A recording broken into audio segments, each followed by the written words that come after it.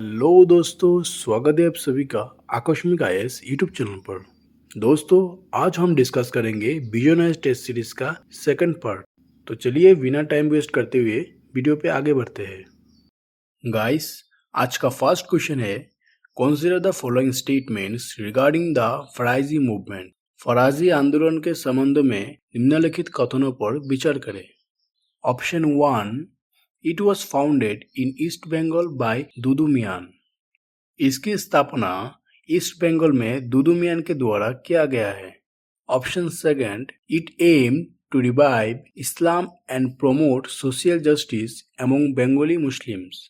Option second, ये कहा गया है कि इसका उद्देश्य इस्लाम को पुनर्जीवन करना और बंगाली मुसलमानों के बीच सामाजिक न्याय को बढ़ावा देना था। आपको इन दोनों में से सही कथन चुनना है।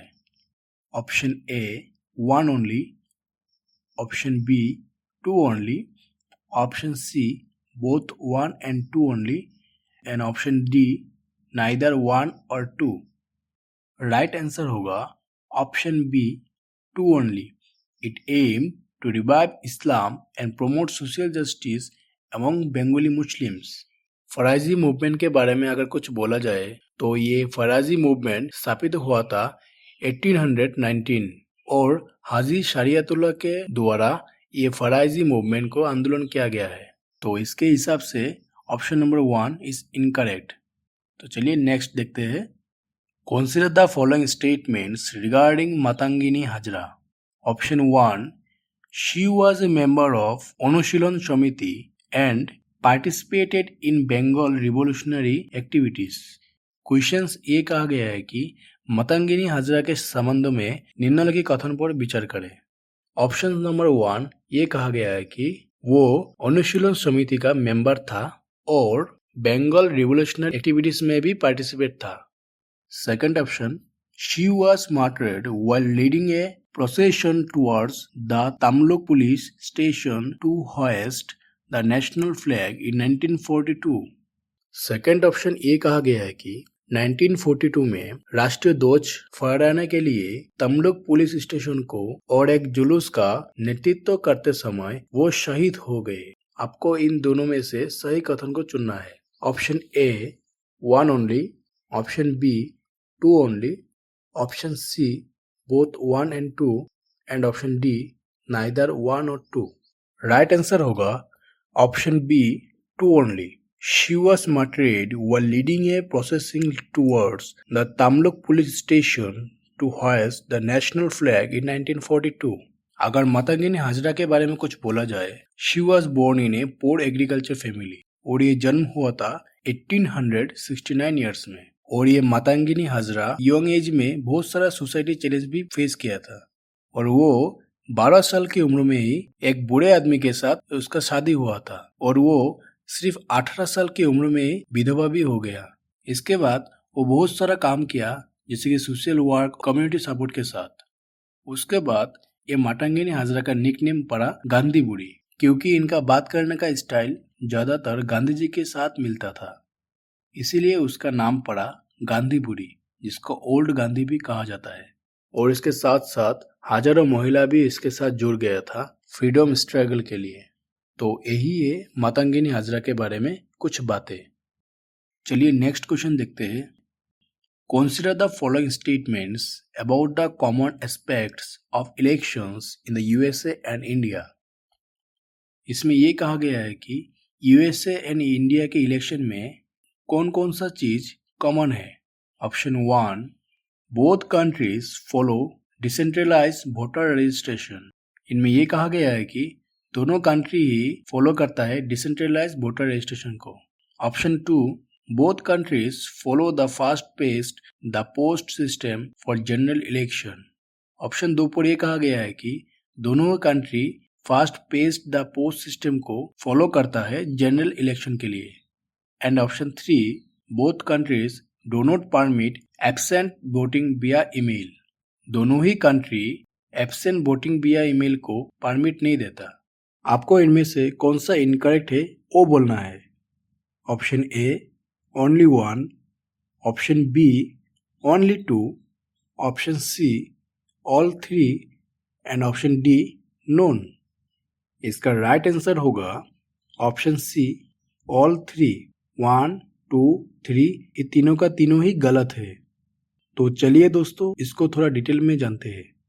यूएसए का अगर बोला जाए, यूएसए फॉलो करता है डिसेंट्रलाइज वोटर रजिस्ट्रेशन सिस्टम और उन लोगों का वोटिंग सिस्टम ईच स्टेट के तहत होता है। अगर इंडिया का बोला जाए, इंडिया फॉलो करता है सेंट्रलाइज वोटर रजिस्ट्रेशन सिस्टम जो मैनेज करता है इलेक्शन कमीशन ऑफ इंडिया जिसको ईसीआई भी कहा जाता है। और जो ये फास्ट पेज द पोस्ट जिसको FPTP भी कहा जाता है वो सिर्फ इंडिया में ही लागू होता है और इसको सिंपल मेजोरिटी सिस्टम भी कहा जाता है और इसको डायरेक्ट करता है Lok Sabha and state legislative assembly. इसके अलावा यूएस प्रेसिडेंशियल इलेक्शन के बारे में अगर बोला जाए तो वो प्रोपोर्शनल रिप्रेजेंटेशन सिस्टम के तहत होता है। तो यही है गाइस यूएसए एंड इंडिया के इलेक्शन के बारे में कुछ बातें। नेक्स्ट देखते हैं guys, with reference to the major component of the soil system, consider the following statement। नीचे दिए कथनों में कौन सा मेजर कंपोनेंट है soil system का? Option 1, the percentage composition of the living organism and organic matter is more than soil atmosphere। इसका अर्थ है कि जीवितों के प्रतिशत संरचना जीव एवं कार्बनिक पदार्थ अधिक है मिट्टी की वातावरण की तुलना में। Second option, the percentage composition of the mineral matter is more than soil solution कि सॉइल सोल्यूशन की मिनरल मैटर्स के हिसाब से अनेक अधिक है। इन दोनों में से सही कथन कौन सा होगा?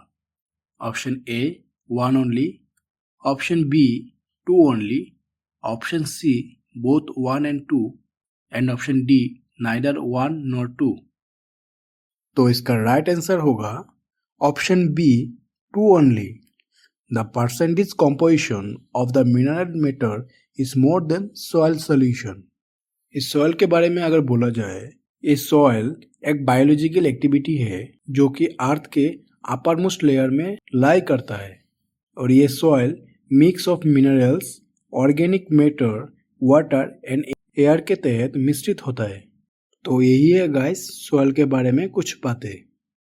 Next question is, it is a theatrical art form that is perform mainly in the states of Andhra Pradesh and Telangana. It uses a strange instrument that the performer wears across his right shoulder. It was widely used to awaken the message during the Telangana Rebellion. इसमें यह कहा गया है कि ये एक theatrical art form है जो कि आंध्र प्रदेश एंड तेलंगाना में परफॉर्म होता है और इसमें एक तार वाले वाद्य यंत्रों का उपयोग किया जाता है जिसे कलाकार अपने राइट शोल्डर पर पहनता है। तेलंगाना विद्रोह के दौरान जनता को जागृत करने के लिए इसका व्यापक रूप से उपयोग किया गया था। इसके बाद which of the following folk theatres has been referred to in the passage given above? इनमें से कौन सा में फोल्क थिएटर्स का उल्लेख किया गया है? Option A Kolattam, option B Pagati Veshalu, option C Dash Kathiya and option D Burra Katha. इसका राइट आंसर होगा ऑप्शन डी बुर्रा कथा। ये बुर्रा कथा मेनली परफॉर्म होता है आंध्र प्रदेश एंड तेलंगाना में और ये बुर्रा का अर्थ है तुम्बाड़ा एंड कथा का अर्थ है story. Next question guys, consider the following. Option 1, wide spread starvation and death among the Arctic fauna. इसका अर्थ है कि व्यापक भूखमरी और मृत्यु आर्कटिक जीव। Second option, release of major greenhouse gases such as carbon dioxide and methane. इसका अर्थ है कि मेजर ग्रीन हाउस गैसों का रिलीज जैसे कार्बन डाइऑक्साइड और मीथेन के रूप में। Option 3, extreme rainfall events during the monsoon. इसका अर्थ है कि ज़्यादातर बारिश मानसून के टाइम पे देखने को मिलता है। Option 4, release of long dormant bacteria and virus. इसका अर्थ है कि लंबे समय से निष्क्रिय बैक्टीरिया की रिहाई और वायरस।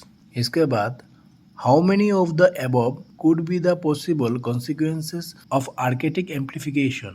ऊपर में दिया हुआ कितने आर्केटिक एम्प्लीफिकेशन के संभावित परिणाम हो सकते हैं? Option A only 2, option B only 3, option C all 4 and option D none. Correct answer is guys option number C all 4. यहाँ पे दिया हुआ सब ऑप्शन ही आर्केटिक एम्प्लीफिकेशन का पार्ट है. And guys this phenomenon is known as polar amplification. और ये परिवर्तन नॉर्थर्न लेटिट्यूड्स पर अधिक स्पष्ट होते हैं और इसके कारण हम इसके आर्केटिक एम्प्लीफिकेशन के रूप में जानते हैं. Next question, consider the following pair. एक सेट में दिया हुआ है यूरोपियन पावर एंड दूसरे सेट पे दिया हुआ है fast factory establishment. European power में फर्स्ट ऑप्शन दिया हुआ है पोर्तुगस, राइट साइड पे दिया हुआ है कालीकट एंड लेफ्ट साइड में दिया हुआ है डच एंड दूसरे साइड पे दिया हुआ है मछलीपट्टनम. फिर से यूरोपियन पावर में दिया हुआ है फ्रांच एंड दूसरी साइड पे दिया हुआ है पोंडिचेरी. इसमें से कौन सा पेयर्स करेक्टली मैच हुआ है ये बोलना है. Option A only 1, option B only 2, option C all 3 and option D none of the above. इसका राइट आंसर होगा ऑप्शन बी ओनली 2. फर्स्ट होगा पोर्तुगस जो इसका फास्ट फैक्ट्री है कालीकट में एंड सेकेंड है डच, इसका फास्ट फैक्ट्री है मछलीपट्टनम में. चलिए गाइस अब थोड़ा डिटेल्स पे जानते हैं. इंडिया में फर्स्ट जो यूरोपियन कंट्री आया था वो था पोर्तुगाल. उसी समय पोर्तुगाल में एक प्रिंस रहता था जिसका नाम था प्रिंस हेनरी द नेविगेटर. फिर उसने वास्को डी गामा नाम का एक आदमी को भेजा सागर के रास्ते से और वो सागर के रास्ते से पहुंचा इंडिया पे कालीकट एरिया में. यहाँ पर पहुंचने का 2 साल के बाद ये वास्को डी गामा 1500 में ये कालीकट में फर्स्ट फैक्ट्री खोला. यहाँ से शुरू होता है पोर्तुगाल का भारत में फैक्ट्री खोलने का टाइमिंग. नेक्स्ट जानते हैं डच, जिसको डच ईस्ट इंडिया कंपनी बोला जाता है. वो इंडिया पे आया था 1595 एज ए ट्रेडर्स के रूप में. ये Dutch east India company first factory खोला था 1605 में एंड एरिया था मछलीपट्टनम जो कि आंध्र प्रदेश के अंदर आता है. तो इसके हिसाब से दोनों आंसर ही करेक्ट है. तो नेक्स्ट देखते हैं फ्रेंच ईस्ट इंडिया कंपनी के बारे में जो कि 1604 में वो भी एक एज ए ट्रेडर्स के रूप में आया था और फ्रांच ने फर्स्ट फैक्ट्री खोला 1668 में जो कि फर्स्ट फैक्ट्री खोला सूरत में जो कि गुजरात के अंदर आता है. तो इसके हिसाब से option 3 is the wrong answer. Next question guys, consider the following statements regarding the sovereign green bonds framework. इसका अर्थ है कि सोवरेन ग्रीन बॉन्ड्स फ्रेमवर्क के संबंध में निम्नलिखित कथनों पर विचार करें. Option 1, SGRBS will be eligible for repurchase REPO जिसको रिपो भी कहा जाता है transactions. Option 2, nuclear power generation and hydro power plants smaller than 25 MW have been excluded from the framework. And option 3, the proceeds from the green bonds issuance will be deposited in the public account of India. इसका अर्थ है कि nuclear power generation जिसको परमाणु ऊर्जा भी कहा जाता है और वो उत्पादन और 25 MW से छोटे जल विद्युत संयंत्र ढांचे से बाहर कर दिया गया है. एंड ऑप्शन 3 पर कहा गया है कि ग्रीन बॉन्ड जारी करने से प्राप्त आय जनता में जमा की जाएगी भारत का लेखा जिसको पब्लिक अकाउंट ऑफ इंडिया भी कहा जाता है. आपको इनमें से कौन सा स्टेटमेंट करेक्ट है वो बोलना है. तो option A only 1, option B only 2, option C all 3 and option D none of the above. इसका राइट आंसर होगा option A only 1. SGRBS will be eligible for repurchase repo transaction. Next देखते हैं guys, consider the following statements regarding the white bellied heron. Option 1, they are endemic to India and found mainly in the eastern Himalayas. Option 2, they are generally solitary in nature. Option 3, they are categorized as critically endangered on the International Union for Conservation of Nature जिसको IUCN भी कहा जाता है red list of threatened spices. ये white bellied हिरन मतलब सफ़ेद पेट वाले. ये सफ़ेद पेट वाले भूगोलों के संबंध में से निम्नलिखित कथन पर विचार करें. ऑप्शन 1 पर कहा गया है कि ये भारत में स्थानिक है और पाए जाते हैं। मेनली ये ईस्टर्न हिमालयन पे पाए जाते हैं। सेकंड ऑप्शन ये कहा गया है कि ये आमतौर पर स्वभाव से एकात्मभाषी होते हैं। और थर्ड ऑप्शन ये कहा गया है कि उन्हें क्रिटिकली के रूप में वर्गीकृत किया गया है। और international union for conservation of nature, जिसको IUCN भी कहा जाता है, इसकी संकटग्रस्त प्रजातियों की लाल सूची में शामिल है। आपको इनमें से सही कथन को चुनना है।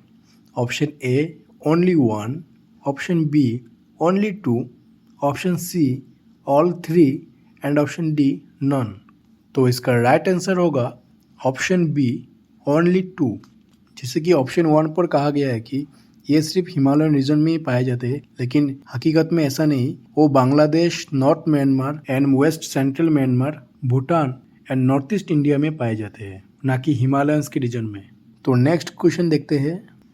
Consider the following statements about the flexible fuel vehicle, जिसको FFVS भी कहा जाता है। Option 1, they have an internal combustion engine and are capable of operating on both petrol and diesel। यहाँ पर यह कहा गया है कि फ्लेक्सिबल फ्यूल व्हीकल के बारे में नीचे दिए कथन पर विचार करें। ऑप्शन 1 पर कहा गया है कि इनमें इंटरनल कंबशन इंजन और चालू करने में सक्षम है, जो कि पेट्रोल और डीजल दोनों ही। Second option, the ethanol content of flex fuel can be as high as 100%। इसका अर्थ है कि फ्लेक्सिबल ईंधन की इथेनॉल सामग्री हो सकती है 100% तक उच्च। नेक्स्ट ऑप्शन, FFVS, जिसको फ्लेक्सिबल फ्यूल व्हीकल भी कहा जाता है, can also be converted into A hybrid vehicle which can use electricity.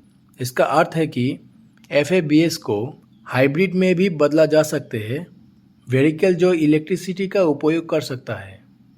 Fourth option, world first BS6 100% ethanol fuel car variant has been launch in India. पूरे दुनिया का पहला BS6 100% ethanol fuel वाली car variant launch किया गया है भारत में। आपको इनमें से सही कथन को चुनना है। Option 1 only 1, option B only 2, option C all 3 and option D all 4। तो इसका राइट आंसर होगा ऑप्शन सी ओनली 3। और ये ऑप्शन कौन कौन सा है? फर्स्ट है ऑप्शन 2 एंड सेकंड है ऑप्शन 3 एंड लास्ट में है ऑप्शन 4। 2, 3, 4 ये तीनों ही आंसर राइट है। तो गाइस, आज के इस वीडियो को यहाँ पे समाप्त करते हैं। और आप लोगों को वीडियो कैसा लगा प्लीज़ नीचे कमेंट करके बोलना भूलना मत। मिलते हैं नेक्स्ट वीडियो पे, तब तक के लिए जय हिंद, जय भारत दोस्तों।